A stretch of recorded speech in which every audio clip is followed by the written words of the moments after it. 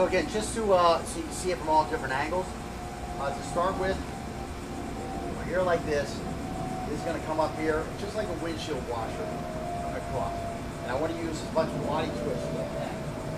Because again, here I'm a wider target, here I'm a thinner target. Okay?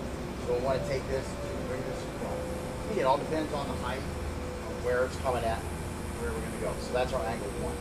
Now just stay right there, but turn a little bit so your back is facing the camera. And again, so now we're just coming here like this. So now you can see this thing from the front, the back, from the right, and from the left. And again, you see I'm using a lot of body English to come across here. Yeah, you can get way down here. Yeah, we can get way over here, coming against that 2, and we can cover those angles like that. So again, that's the zone 1. Zone 1 is right here to here, and we use an angle 1 defense to that area. Okay, so now for number 2, just staying right where we're at. Number 2, there's not a whole lot of area over here. There's not a whole lot of area over here. So I'm just going to bring this up and swing it out for a high one. I can just push it straight across for a low one. And again, you can see how much area I'm blocking that really doesn't even contain body. So 2 is a very small area, but again, if somebody's coming with a big wide blow, we need to get here, and we want to intersect into these angles with our body directly on them. We want our angle of attack to be on that attack that's coming at us when we're doing a static block. We want to come right in here and boom, we're going to block it. We're going to stop it. That's why it's called a static block. Boom, we're going to block that attack. Okay. That's pretty much it. Let's go this way and give a left and a right. So again, we're just going to pivot out here, come across here, pivoting here, coming across here, a little lower here. And again, you can see we can get way down here low. It is well below the elbow, and this is still going to work here. B comes out my leg. Could I use the angle 2? Yeah, all I got to do is drop down. Here's an angle 2 protecting my leg. So yes, that angle can protect everything over here. Now here he comes with an angle 1. What do I have to do here? I'm going to have to get way out of the way here and push this up here. But again, come with a 1 at me, just a slow 1. Did it work? Yes, it worked. Okay, so I got on him like that. I come to me with a 4. 4 is a gimme. I come to me with a 3. So see, I got to get way out of here. I've got to use some body English to get out of the way and still perform it.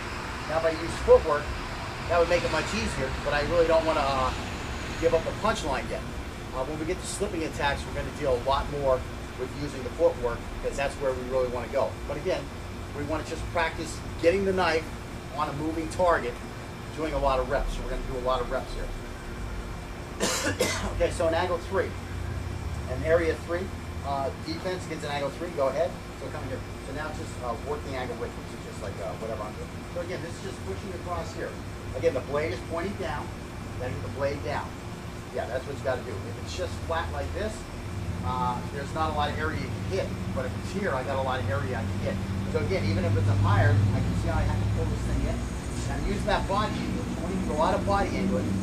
Because again, he's coming here with this knife. Well, if I can get my body out of the way, get your body out of the way is half the job. Half the job is not just okay.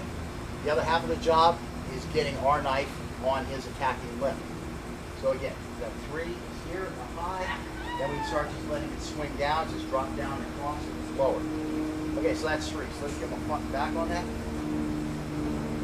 And again, up high, coming a little lower, more of that natural zone 3.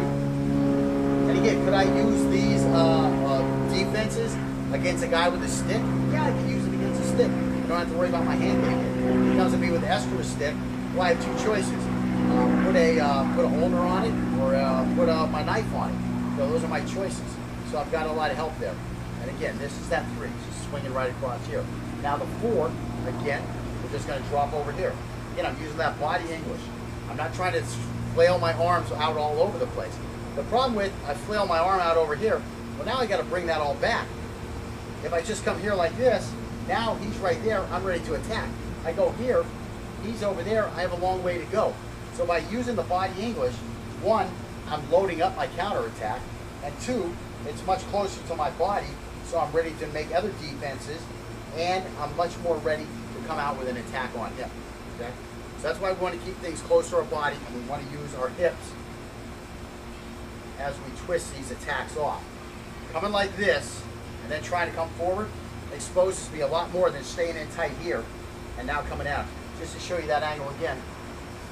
If I come here and I extend this arm way out, I extend this arm out and I'm only using that arm, look how far it is. Now I'm coming towards him. Look how exposed I am. Now if I come here and I block it here, now look, everything's in tight here. He doesn't know where my angle's coming from. If I'm out here, my angle's coming from over here, and it's probably going to have to be a 3, or I'm going to have to come way up for a 1, or I'm going to have to come in with a 6. I'm just too wide out. But if I come in here and I keep things tight, now I can still, boom, come up with that 2 quite quickly. Boom, a 7.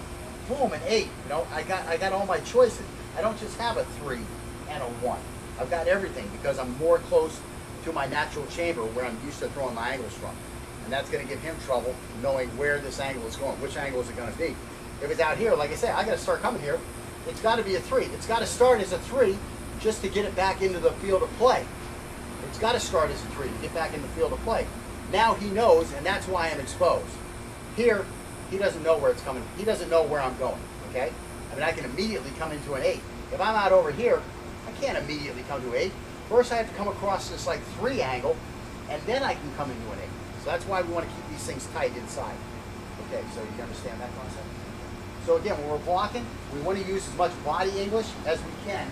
And that's why we're going to do this foolish drill of forcing ourselves to block every angle to a zone 1, mainly to teach body English, okay?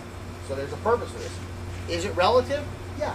If the only thing I learned today was to block all 12 angles with a zone 1 defense, an area 1 defense, well, guess what? I can now block all angles of attack with an area 1 defense. Is that relative? Yeah, if I get attacked, that's what I'm going to do. That's what I know, okay?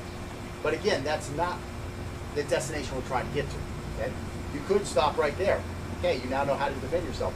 Practice it, 3,000 times against each angle, and you know what? You're going to be good at it. You're going to be able to defend yourself almost against any attacker, okay? But the problem is when a guy starts coming with multiple attacks, the guy starts coming with feints and that type of stuff, now you're going to have problems. You're going to be too limited. So that's why we can't stop there. We have to advance it and keep going.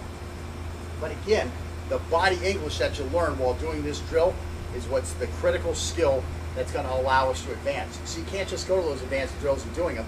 You're going to be going in there without a tool that you need, without some experience that you need to make those other things work.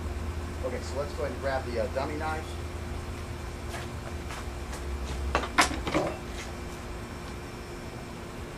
You do a 4 to the front too? If I didn't do a 4 to the front, you know, it's pretty, a 4 is pretty simple stuff. In here, into the rear, just going to push this knife down. On this angle, just going to push this knife down. In this angle, just push this knife down. And again, just push the knife down. So that's basically the 4. Okay, so you've seen all the angles. Now what we're going to do, Scott, is let me start off with the defensive knife. Now you can see a distinct advantage we're setting up here. This is the offensive knife, okay? It's a nice long knife. I mean, I don't know, 8 inches of blade. While the defensive knife, oh my goodness gracious, that's only like 3, maybe 3.5 inches of blade. Okay, now why is that? A lot of people go out and they buy plastic training knife of this size, and then they practice doing their knife fighting. And then their stupid asses go out and they've got their self-defense knife, and again, they've been practicing defending with a knife this long, and now the knife that they're actually carrying tonight is only this long, and guess what? Wow, where's the beef? It's just not all there. I'm going to be missing a lot of cuts with this knife because it's small. Okay, so when we defend and when we practice our techniques, we're going to practice with something, that's more along the line of the knife we're going to be carrying. As a matter of fact, it's even going to be tinier than the knife we're probably carrying. Which for me is this knife here. Now you can see the whole knife is about the size of my handle. But now guess what? I've been practicing snapping and cutting with this thing. So now guess what? When I have that extra blade and I hit it, boom, am I going to get the whole freaking blade across that guy? Yeah, I'm going to be using the whole blade when I hack him. I'm not going to be just using here, you know, this little tip stuff that I hear people talking about. Oh, sometimes you only want to use the tip of the blade to cut them. Sometimes you want to use this. No, you always want to use as much of the blade as possible when you're interacting with your little fool. So that's the point. Get a knife that represents what you're actually going to be using, not what you're not going to be using. Now, why are we letting this guy use this big knife? Because it allows him a lot of room for error. He's got a lot of margin for error in still being able to attack me, cut me, and kill me. And guess what? Do I know if the guy's going to have a little knife that's going to attack me tonight? Or do I know if he's going to have a big knife? Well, if he's got a big knife, I better be ready for it. And thus, that's why we're doing this. Okay, so don't be a fool and prepare for a non-reality. You have to prepare for the realities, okay? And that's why we're using this one. Another nice thing about this one is notice the grip. Oh, it only fits 3 of my fingers. Huh. I wonder if I did that on purpose. What's up here? Scott's a smart guy. That's why I like working. Okay, so now what you're going to do is we're just going to go slow while we're doing this. Because again, this isn't my defense, okay? So I'm working on something that I don't usually work on, okay? I go hold the door. It's not going to be your defense, so we're just going to go slow. We have lots of time to go fast. Slow, we need to get here, and we want to intersect into these angles with our body directly on them. We want our angle of attack to be on that attack that's coming at us when we're doing a static block. We want to come right in here and boom, we're going to block it. We're going to stop it. That's why it's called a static block. Boom, we're going to block. So again, just to so you can see it from all different angles. To start with, we're here like this. This is going to come up here, just like a windshield washer across. And I want to use as much body twist like that. Because again, here I'm a wider target, here I'm a thinner target. Okay? So what that? Number two, there's not a whole lot of area over here. Okay? There's not a whole lot of area over here. So I'm just going to bring this up and swing it out for a high one. I can just push it straight across for a low one. And again, you can see how much area I'm blocking that really doesn't even contain body.